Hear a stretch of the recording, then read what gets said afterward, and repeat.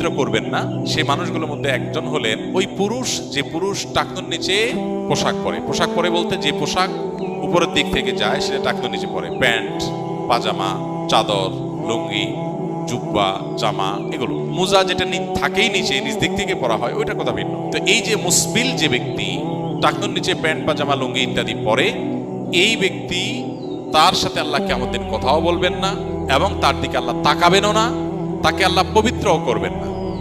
এই তিনটা ভয়াবহতা এই ব্যক্তির জন্য আছে, যে ব্যক্তি টাকনুর নিচে প্যান্ট, পাজামা, লুঙ্গি পরে। আমাদের দেশে অনেকে আছেন মসজিদে নামাজ পড়তে আসলে তখন প্যান্ট ভাঁজ করে। অনেক মসজিদে মুয়াজ্জিনরা মাইকে বলেনও যে টাকনুর নিচে যাদের প্যান্ট আছে প্যান্টগুলো উঠায় নেন। 2 নম্বর হলেন ওই ব্যক্তি, যে ব্যক্তি কাউকে দান করে খোঁটা দেয়, অথবা যাকে দান করেছেন তাকে নানার কথা দিয়ে কষ্ট দেয়। দান করেছেন, আল্লাহর কাছে আশা করবেন এর বিনিময়। যাকে দান করেছেন তার সাথে আপনার কোনো আলাপ থাকবে না। দান করে খোঁটা দিলেন, কষ্ট দিলেন, খোঁচা মেরে কথা বললেন।